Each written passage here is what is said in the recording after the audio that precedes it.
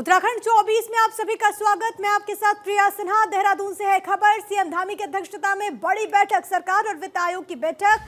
16वें वित्त आयोग की टीम देहरादून पहुंच चुकी है। डॉक्टर अरविंद पनगड़िया के नेतृत्व में ये टीम पहुंची। वित्त आयोग के अध्यक्ष हैं दरअसल अरविंद पनगड़िया।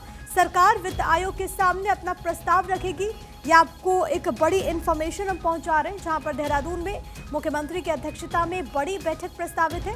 सरकार और वित्त आयोग की बैठक होने वाली है। 16वें वित्त आयोग की टीम इसके लिए देहरादून पहुंच चुकी है। वहां पर ये मीटिंग होगी। जानकारी के अनुसार डॉक्टर अरविंद पनगड़िया के नेतृत्व में ये टीम पहुंची। वित्त आयोग के अध्यक्ष हैं डॉक्टर अरविंद, जिनके साथ चर्चा होने वाली है और वित्त आयोग के सामने सरकार अपना प्रस्ताव दरअसल रखने वाली है। अब देखना बहुत अहम होगा कि आखिरकार इस बैठक से क्या निकल करके सामने आता है। मेरे साथ मेरे सहयोगी हरीश थपलियाल इस वक्त कनेक्टेड है। हरीश, इस बैठक से जुड़ी हुई और क्या जानकारी आपके पास?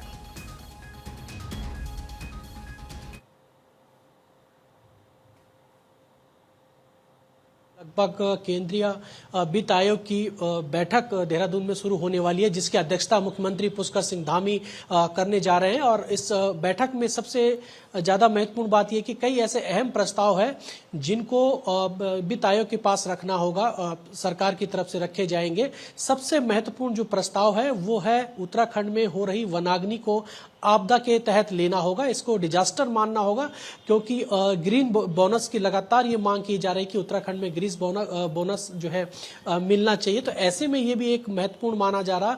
दूसरी ओर उत्तराखंड में केंद्र की तरफ से कौन से ऐसे मद हैं जिनमें उत्तराखंड को कह सकते हैं कि आवश्यकता है कि किस मद के तहत यहाँ पर उनको धनराशि चाहिए होती है। तमाम ऐसे महत्वपूर्ण मुद्दे हैं जिनको लेकर के आज चर्चा होगी और उसके बाद वित्त आयोग की टीम इस जो प्रस्ताव उत्तराखंड सरकार की तरफ से रखे जाएंगे, मुख्यमंत्री धामी जी की तरफ से रखे जाएंगे, उसके बाद ये स्वीकृति बतौर होगी। और ये अनुमान जताया जा रहा है कि केंद्रीय मदों में उत्तराखंड को एक ग्रांट मिल सकता है, क्योंकि जिस तरीके से 14वें वित्त आयोग में उत्तराखंड सरकार को एक अच्छी धनराशि प्राप्त हुई थी, जिससे कई ऐसे चुनौती भरे जो और आपदा के तहत जो निर्माणाधीन काम थे वो पूरे हो चुके हैं। लेकिन ऐसे में अब ये माना जा रहा है कि 14वें वित्त में जिस तरह से यहाँ पर धनराशि मिली थी, 16वें वित्त में भी ये उम्मीद जताई जा रही है कि 16वें वित्त आयोग भी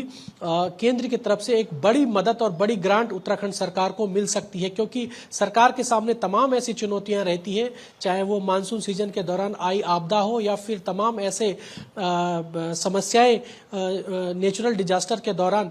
इसमें बड़ी मात्रा में जो है धनराशि चाहिए होती है। तो ऐसे में आज सरकार और केंद्रीय वित्त आयोग की जो टीम है उनके साथ तमाम ऐसे प्रस्ताव रखे जाएंगे, जिसके बाद केंद्र से एक बड़ी ग्रांट उत्तराखंड सरकार को मिल सकती है। जी, सरकार की इसको लेकर के और क्या तैयारियां हैं? क्योंकि आपने भी जिस बात का जिक्र किया और हम सब जानते हैं कि जिस तरीके से भौगोलिक बसाहट है उत्तराखंड की, खासतौर पर प्राकृतिक आपदा के मद्देनजर कई बार ऐसी तस्वीरें हमने देखी है। इसको लेकर के सरकार क्या तैयारी कर रही है अपने प्रस्ताव से संबंधित?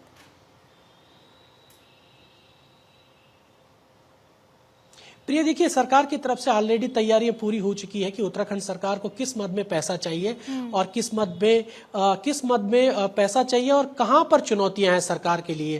क्योंकि कई बार ये देखा गया है कि विभागों में पैसा खर्च करना होता है जनहित के कार्यों में, लेकिन अचानक से एक डिजास्टर आ जाती है, वो पैसा डाइवर्ट करना पड़ता है। तो ऐसे में विभागों के पास चुनौतियां भी रहती है। तो इन तमाम सारी प्रस्ताव आज केंद्रीय वित्त आयोग के पास रखे जाएंगे कि उत्तराखंड एक भौगोलिक दृष्टि से बेहद संवेदनशील राज्य भी है। यहाँ पर डिजास्टर आती रहती है। ऐसे में सरकार पहले ही तैयार रहती है। और लेकिन सबसे महत्वपूर्ण बात यह रहती है कि डिजास्टर के तहत जो केंद्रीय आपदा राशि है उसको समय पर मिल जाना चाहिए। इन तमाम पहलुओं पर आज बात यहाँ पर होगी। मुख्यमंत्री पुष्कर सिंह धामी ने के अधिकारियों ने तैयारियां पूरी की हुई है और आज तमाम ऐसे जो महत्वपूर्ण प्रस्ताव है, खासतौर पर फोकस्ड यहाँ पर किया गया है आपदा को, नेचुरल डिजास्टर को, कि नेचुरल डिजास्टर के तहत यहाँ पर धनराशि आवंटित की जानी चाहिए, क्योंकि 14वें वित्त आयोग में एक लिमिटेड धनराशि। नजर बना के रखिएगा, आपके जरिए और अपडेट्स बताएंगे।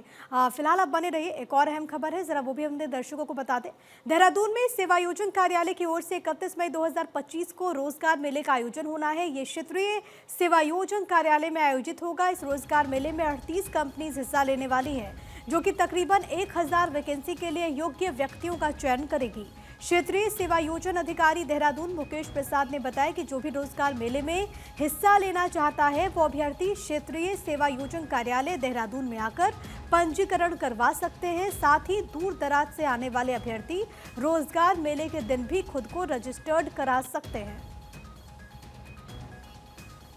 क्षेत्रीय सेवायोजन कार्यालय की ओर से दिनांक 31 मई 2025 को एक बृहद रोजगार मेले का आयोजन किया जा रहा है, जिसमें अभी तक 38 कंपनियों के द्वारा लगभग 1000 पदों के लिए विभिन्न सेक्टर के जो कंपनियां हैं उनके लिए नियुक्ति दी जाएंगी। इस रोजगार मेले में कक्षा 8 से लेकर के और स्नातकोत्तर तक के सभी शैक्षिक योग्यता और प्रशिक्षण योग्यता रखने वाले जो कैंडिडेट हैं उनके लिए अवसर उपलब्ध रहेंगे।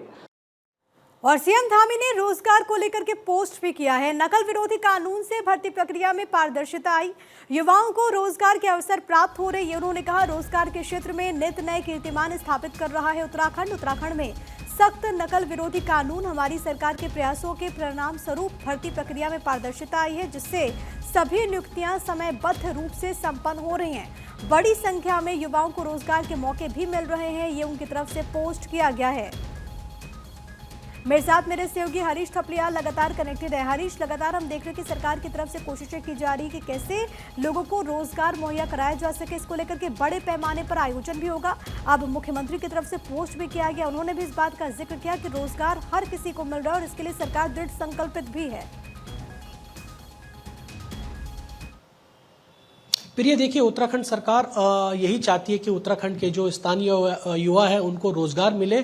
और यदि हम पिछले 3 से 4 सालों का आंकड़ा देखें तो अब तक धामी सरकार 20,000 से ज़्यादा सरकारी सेवाओं में नियुक्तियां स्थानीय युवाओं को दे चुकी है। और सरकार का यही फोकस है, चाहे गैर सरकारी हो, यहाँ पर समय समय पर रोजगार मेला भी सरकार की ओर से आयोजित किया जाता है। इसी क्रम में आज भी यहाँ पर रोजगार मेला का आयोजन किया जाना है और 38 ऐसी बहुराष्ट्रीय कंपनियां हैं जो यहाँ पर स्थानीय युवाओं को शैक्षिक योग्यता के अनुसार उनको नियुक्तियां देगी। और आगे भी ये रोजगार मेला सरकार की ओर से जारी रहेगा, क्योंकि सरकार का यही उद्देश्य है कि जो उत्तराखंड के स्थानीय युवा हैं उनको समय पर रोजगार मिल सके। और सेवा योजना एक एम्प्लॉयमेंट कह सकते हैं एक व्यवस्था है जहां पर जो बेरोजगार युवा है उनका रजिस्ट्रेशन होता है। सरकार के पास एक विशेष आंकड़ा रहता है कि इतने जो है उत्तराखंड में युवा बेरोजगार कितने हैं, बाकायदा इसका आंकड़ा जिलेवार गवर्नमेंट के पास होता है। तो ऐसे में सरकार जिलेवार ये रोजगार मेले का आयोजन करती है। प्रत्येक जनपदों में ये रोजगार मेला लगता है और देहरादून में आज ये रोजगार मेला लगाया जा रहा है। और सरकार का यही उद्देश्य है, सभी अधिकारियों को इस बात के निर्देश दिए गए। बहुत धन्यवाद हरीश आपका तमाम बातचीत और जानकारी हम तक पहुंचाने के लिए। बढ़ेंगे आगे। मुख्यमंत्री धामी ने एक और पोस्ट किया, मंदिर का उन्होंने वीडियो साझा किया है। रुद्रनाथ महादेव मंदिर का उन्होंने वीडियो साझा किया। उत्तराखंड पधार रहे समस्त श्रद्धालुओं का स्वागत है। दरअसल ये मंदिर चमोली में स्थित है, जिसमें मुख्यमंत्री की तरफ से जो वीडियो साझा किया गया, कैप्शन में वो लिखते हैं, ओम रुद्रेशाय नमः। पंच केदार में से एक श्री रुद्रनाथ महादेव के दर्शन के लिए देवभूमि उत्तराखंड पधार रहे समस्त श्रद्धालुओं का हार्दिक स्वागत और अभिनंदन।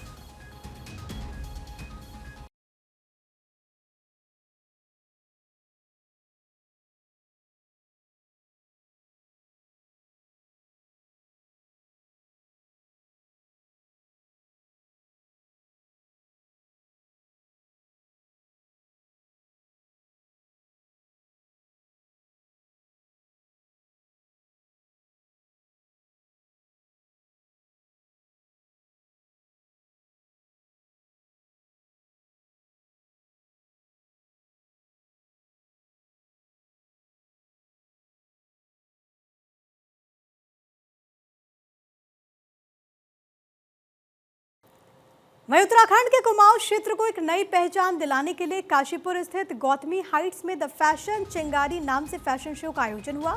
मॉडलिंग और डांसिंग के इस कुमाऊं स्तरीय इवेंट में दर्जनों प्रतिभागियों ने हिस्सा लिया। कार्यक्रम का आयोजन राहुल शर्मा ने कराया, जबकि सेलिब्रिटी जज के तौर पर बॉलीवुड एक्टर और प्रोफेशनल मॉडल मनोज दहिया ने इवेंट में हिस्सा लिया। वहीं अतिथि के तौर पर राम मल्होत्रा शामिल हुए।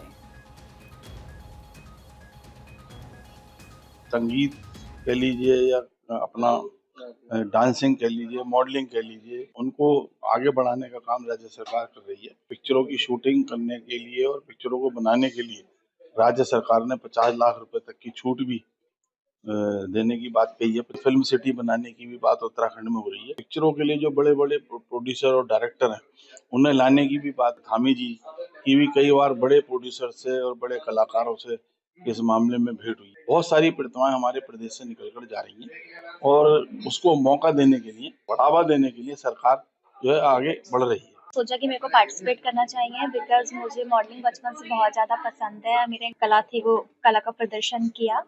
एंड मैं अपनी मम्मी को सबसे ज़्यादा थैंक यू बोलना चाहती हूँ कि उन्होंने मेरे को सपोर्ट किया एंड इसी फील्ड में अपनी जो है आगे बढ़ना चाहती हूँ। एंड मैं अभी मिस उत्तराखंड के लिए आगे सोच रही हूँ। इसका जो लेवल था काफ़ी हाई था और इसके लिए स्ट्रगल और मेहनत भी काफ़ी लगी है और इससे पहले भी मैं कॉम्पिटिशन्स कर चुकी हूँ और फर्स्ट प्राइज इसमें विनर रही हूँ पूरी ऑल कैटेगरी में और बॉम्बे तक second round TV reality show तक पार्टिसिपेट किया। नवोदय विद्यालय में नॉन टीचिंग स्टाफ की नियुक्ति परीक्षा में सामूहिक नकल का मामला सामने आया। दून में 3 परीक्षा केंद्रों पर रविवार को कुल 17 अभ्यर्थी ब्लूटूथ डिवाइस से नकल करते हुए पाए गए।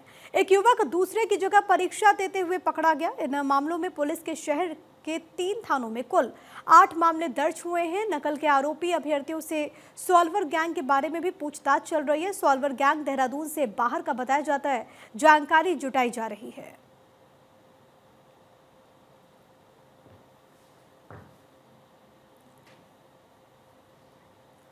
और इसी के साथ उत्तराखंड 24 में अभी के लिए फिलहाल इतना ही।